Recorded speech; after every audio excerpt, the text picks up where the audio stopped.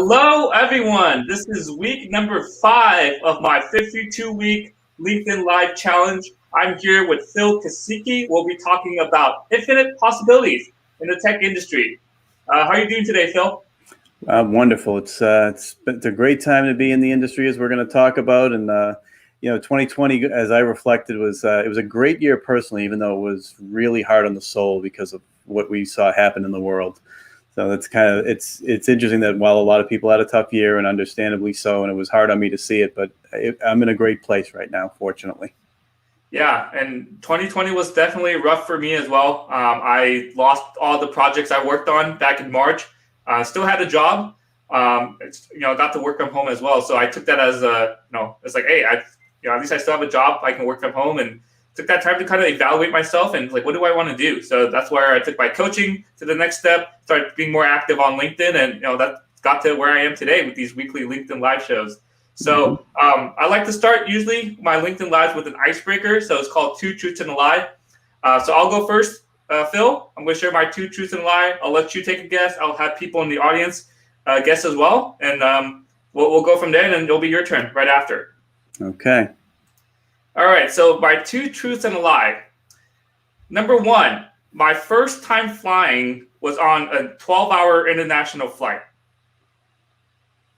Number 2, when I was a software engineer, I didn't write a single line of code. And number 3, I always wanted to be an engineer. So I'll put that on the screen here. A couple of these are a little lengthy. So number 1, my first time flying was a 12-hour international flight. Number 2, I didn't write any code as a software engineer. And number 3, I always wanted to be an engineer. So if you're watching this, put in the comments, put what number you think is a lie. And if I had to take a guess, I'm going to hazard a guess on number 3, and of course, we'll give other people time here. So before we give that away, we'll see how I did. All right. So you think it's number 3 here? Yeah, I'll give it another maybe 20 seconds here in the comments. Let people chime in on what their guess is. Which one is the lie out of these 3?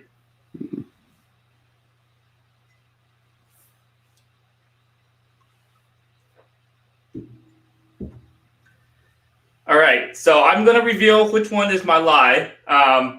It is number 3. I think I realized I wanted to be an engineer maybe sometime late in high school when I'm applying to colleges and trying to figure out what major I wanted to pick. So I was like, hey, I like being hands-on. I like building things, so I'll be an engineer.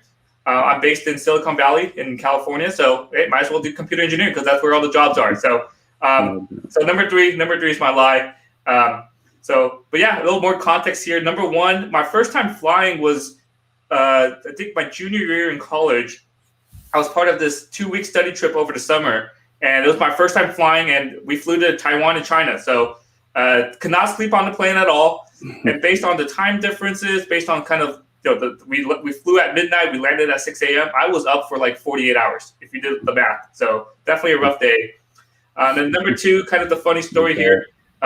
I was hired as a software engineer at Lockheed, but I didn't write a single line of code until maybe 4.5 years in. And at that point, I already changed my job title to be a systems engineer. So yeah. So that's my 2 truths and a lie. Phil, do you want to go ahead? All right. So my first one is Raytheon is my first experience with a corporate merger. Second one, I'm a longtime subscriber to the Boston Business Journal. Third one is at one point I attended the Capitol Jazz Fest 15 consecutive years. I'm going to type this up here.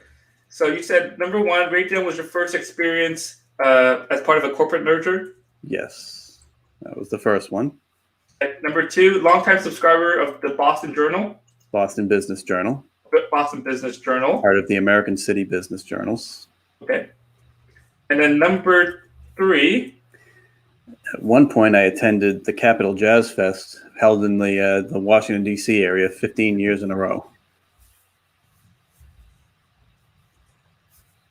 Okay, almost done here.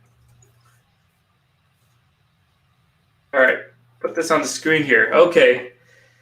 Yeah, so I looked at your LinkedIn profile, Phil. I know you currently work at Raytheon.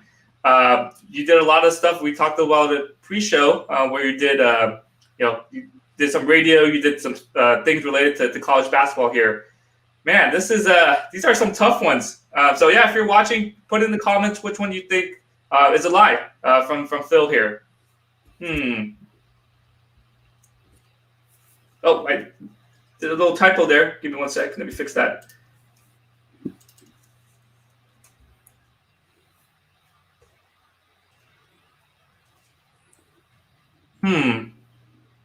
Oh, I thought the typo you were it was capital, where of course it's certainly not related to the building in the. Oh, it's not.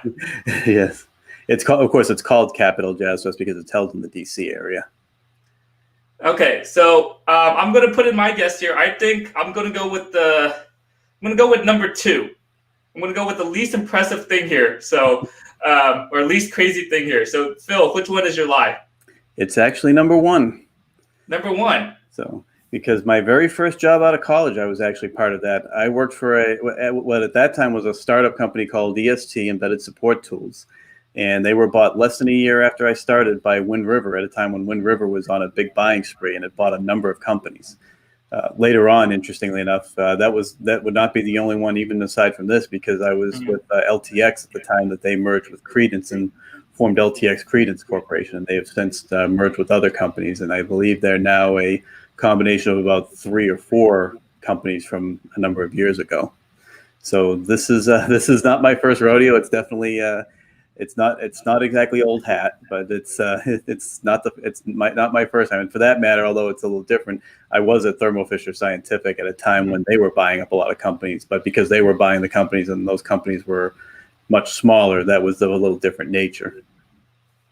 Yeah. Oh, wow. Thanks for the context there. So, Phil, yeah, I'm going to give you a few minutes here. Let you introduce yourself. I know you do many different things. You can see here, Phil's a software engineer. He's a technical mentor and a writer. So, yeah, go ahead, Phil. I'll let you introduce yourself and share a little bit about yourself. So I'm currently Senior Software Engineer 2 at Raytheon Technologies, the combination of legacy Raytheon and United Technologies. Been there almost 2 years now. Been in the industry for quite a while now. I've enjoyed, the way I like to describe it is I enjoy working with software that's close to the hardware, because I think that's where a lot of the magic happens, when you're dealing with the hardware and seeing how that and the software interact. And even at the operating system level, where you really start to see not only the hardware, but you see the other layers of software all come together a little bit.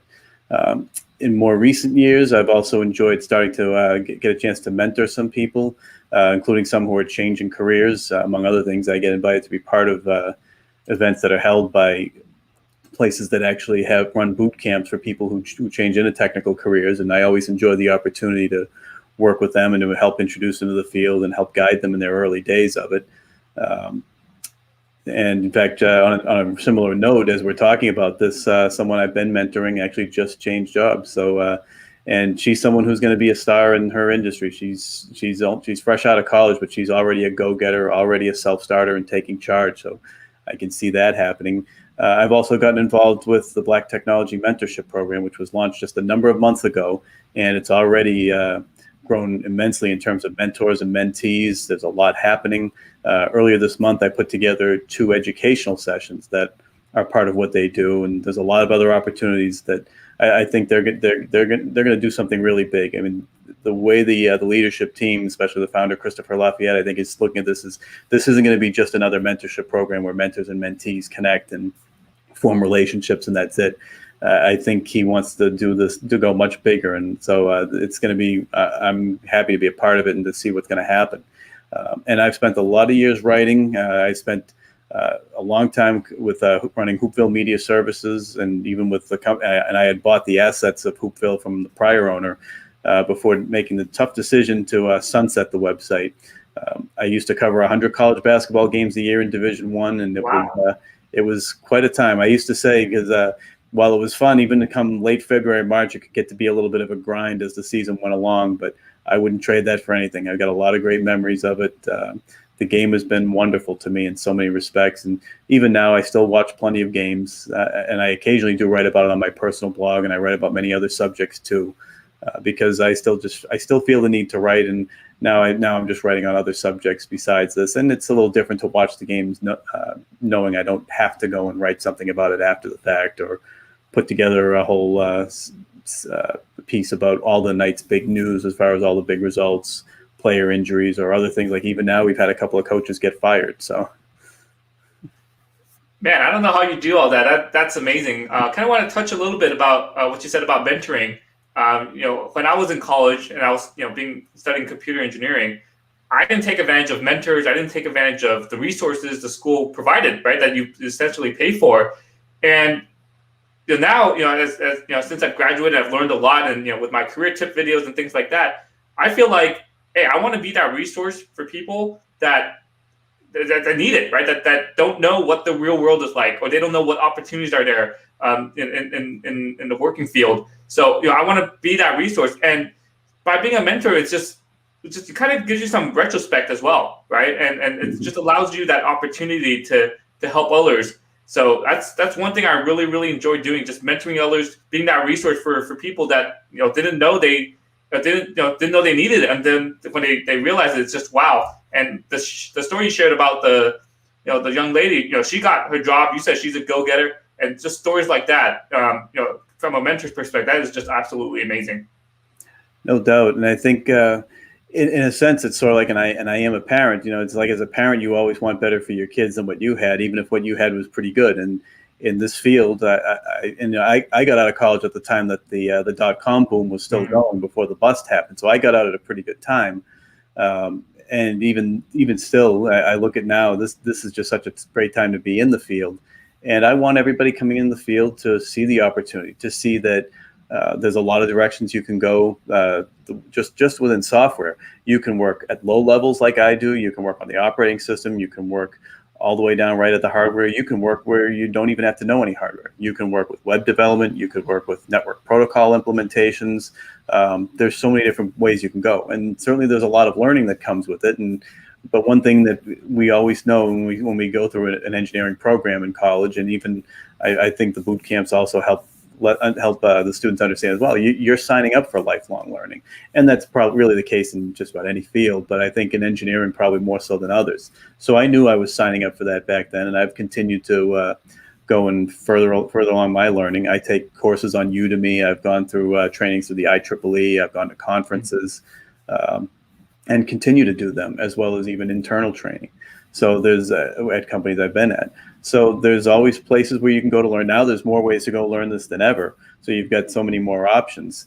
And then also there's a lot of different ways you can go within the field. I'm fortunate right now within my company. I can, if I, at some point I desire to go and do something a little different than what I've been doing, well, there's probably a chance I can then move over to another department and do that. In fact, I did that back in July last year when I transitioned over from one project team to another one. And now I got to do something different and something that I'm really enjoying as well. And that opportunity doesn't always present itself too within a company, but the opportunity is out there to go in a lot of different directions and find something that satisfies what you want to do. And so I like the idea of helping those who are coming in the field to have an even better experience than I've had. Yeah, and I kind of want to touch a little bit on something you said a little bit earlier. You talk about a lot of things you can do in the tech industry. You talk about software, you talk about hardware, networking, things like that. What would you say, like what advice would you give people who are, maybe not in the STEM field or didn't study engineering and are looking to get more into, these type of fields? What kind of advice or what kind of tips do you have for these people? Well, for one, take a look at what's out. Think about what you want to do in particular. I was actually having a conversation with someone the other day who is interested in getting in the field and mentioned even getting into a computer science program, which that's certainly one way into this. But then it also depends on what exactly you want to do. Because, for example, if you're somebody who wants to go and work down at the hardware level and understand microprocessors, going through a boot camp, for example, is probably not your avenue, at least at first glance, because a lot of them specialize in things more along the lines of web development. So that's an entirely different area. But what you want to get at least a little sense of what interests you about it, and then start to home in on how you go about that. You have options in the way of traditional programs. You have options in the way of places like Udemy and other online courses. And also, if all else fails, at least at first glance there, and it's not going to be easy right away, talk to somebody who's in the field.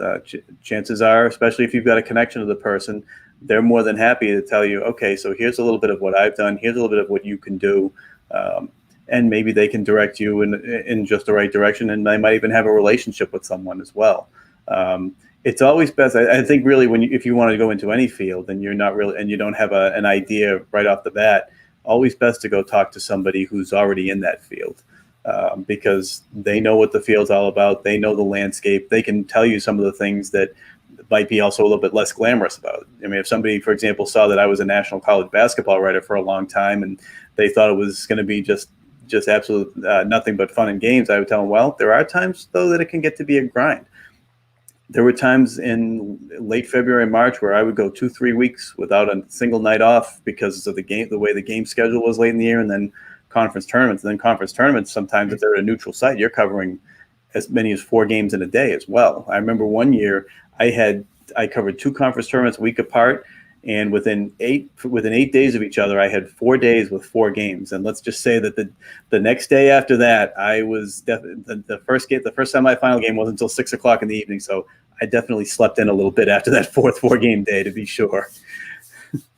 Yeah. So I'm just a little curious. So when you were involved in college basketball, did you follow a specific conference, or did you get employed by a larger TV network or radio network? Can you share a little bit more about that? I'm just very curious about it.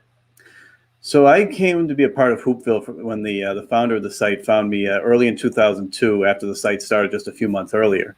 And by and large, I was able to set my own schedule.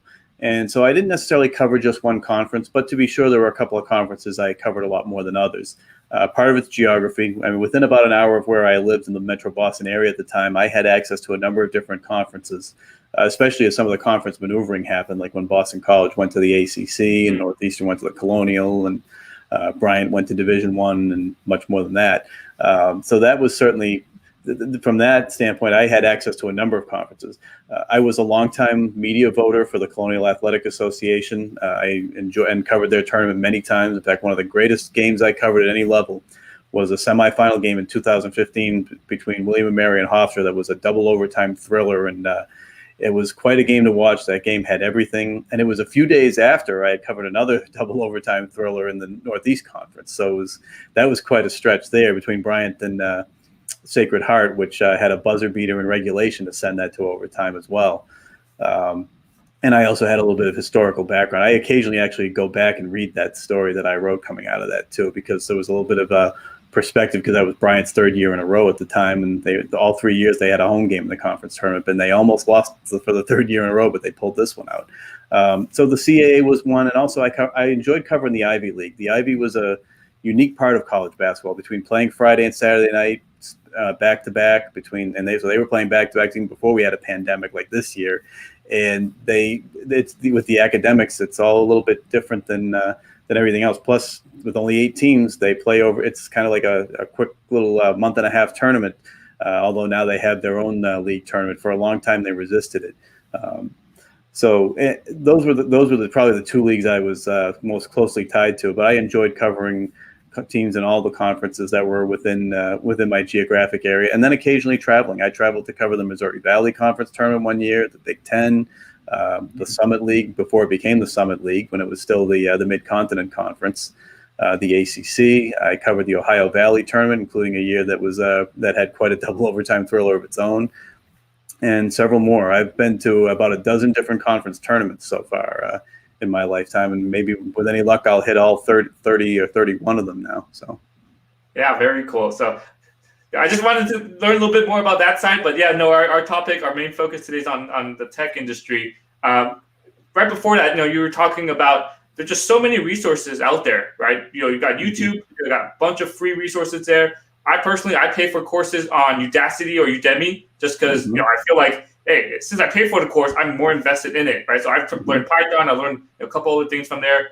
And I really, really like what you said about informational interviews. That's what a lot of people who are unsure, like, I don't know if I want to become, an engineer, or if I want to get into computer networks, or if I want to do software or hardware. A lot of people ask me, was it like being a project manager? So don't be afraid to reach out to people. You can even do a search on LinkedIn and just look up the position you're interested in and connect with people asking for that informational interview to learn a little bit more. Do you have anything to add to that about informational interviews and maybe like how to take away the most important parts of it?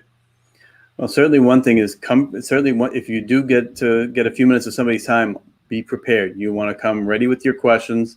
You don't want to come and either A, let that other person drive the agenda, or B, just not have anything ready, because you have to respect everyone's time. Our time is precious. I mean, your time is precious too. So you should value your time, but also value everybody else's time. And indeed, there are so many resources out there now. And in fact, one of the great things that's been happening is that there are a lot of educational resources that are disrupting the traditional college and university model. When I graduated from college, my alma mater, Northeastern, actually had what was called the State of the Art program. And it was perfect where I could go take courses just to go and add a skill, and I didn't have to go get into a degree program, which I really didn't intend to do. That program's long gone. It's now part of the continuing education program there. I find when I look at what's there and when I occasionally look at other schools, there's not many courses that are in there that do much for me, unless I wanted to go into a graduate program. On the other hand, I have a wish list that's seemingly a mile long at Udemy, and I know if I went to some of these other ones, it would be the same thing. That's been the primary one for me. And over the years, I've taken several courses through the Boston section of the IEEE, and I frequently attend conferences. I've gone to the Embedded Systems Conference many times. I'm actually about to register for the Embedded Online Conference, which has just announced some of their sessions. That's coming up in mid-May. I enjoyed that last year. Looking forward to that again. And also there are some out there who have their own trainings that are really good. I'm actually now enrolled in a training on real-time operating systems. It's 3 courses all rolled into one that's being presented by a leading embedded systems consultant. And he's top-notch, so I signed up for that, especially getting a heavy discount. And that's one more way to just go and add on to what I already know, especially where I've had a good amount of dealings with that, and I'm increasingly dealing with our tosses even more. Yeah, and I mean, with these resources, I mean, some of them definitely cost money, but I mean, you're looking at what, $10, $50, maybe at most a couple $100. That's so much cheaper than a college degree, than at any school, right? So just go do those information interviews, figure out the skills that are needed, right, in the jobs you want to go into, right? A recent example for me, I'm a project manager, but I see a lot of job postings about Jira and Agile. So I bought a course on Udacity, and I go through that and learn a little bit more through that. So Phil, I want to kind of create a little advice session here. You do a lot of mentoring to students. What's the most common piece of advice, or what's the most important piece of advice you have given to these students that I think a lot of people need to hear? One, because many of them are changing careers. I often talk about trying to break into the career and what they have to do with regard to their resume, and also with an interview. So in fact, a lot of times it's you often have to network your way into a job, and that's the case generally, but maybe a little more so when you're changing careers. Now, many of the programs actually have connections with industry that help get them right in front of people who are in companies that are hiring them. So that right there is also a way in as well. But certainly I emphasize that greatly, not only from an informational standpoint as well, because you find out a lot of information. And in some ways, my work covering college basketball helps too, because that's a relationship business. I often found out information that had nothing to do with a story, but helped me do my job in one way or another from relationships I built. There was even one year I got to cover a conference tournament after my plans had changed, and I actually ended up submitting after the media deadline, but I got in because I had a relationship with the media relations director. So, and you see things like that happen all the time. Plus, you'll find out good resources. I especially try to give resources to a lot of people who are changing careers. I tell them about ways to go and continue learning, because what you've done, if you've just been through a boot camp, it's only the beginning.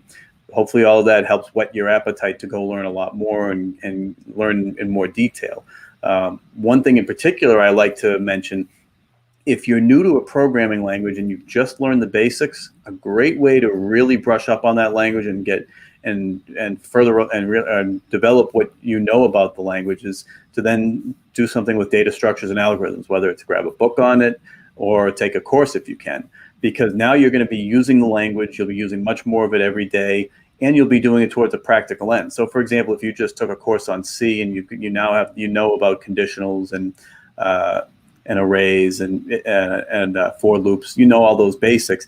Well, now you go do data structures and algorithms, and you're going to learn that language so much more from that because you'll get out of necessity. And that's the case with any one of them. That's a great way to go and really kind of go from a beginner level or maybe a little past the beginner level to an intermediate and beyond. And data structures and algorithms will go a long way, especially because Moore's law is not what it used to be.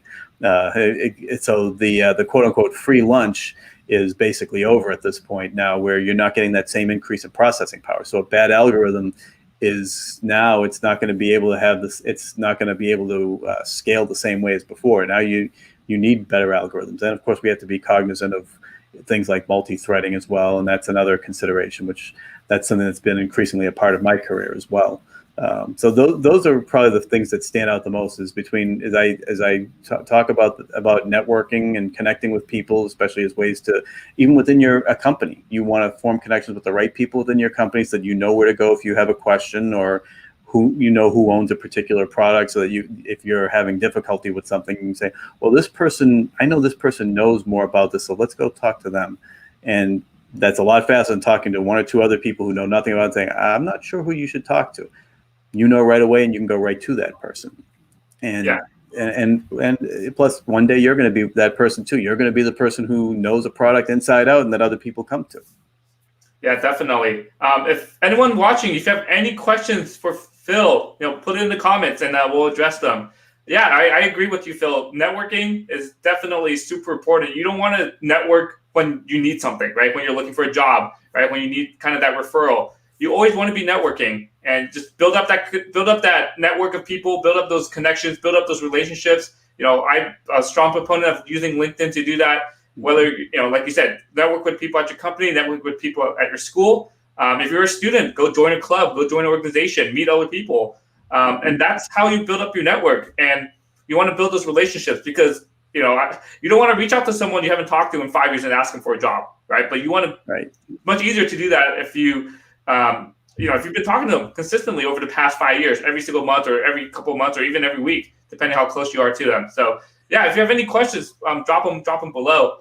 Phil, is there any final things you want to add? Final thoughts here? Well, related to what you were just talking about, there's a saying, and Jordan Harbinger, who's a top podcaster, often says it. Although I don't know if he's the one who originated it. You don't want to have to you want to dig the well before you're thirsty.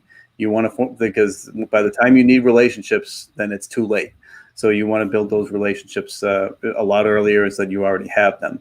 And that's a big part of the game in more ways than you think. But I think overall, this is a great time to be in the technology industry. I mean, I spent a lot of years with a side career and certainly still enjoying my tech career, always hoping that at some point my college basketball work would turn into something more.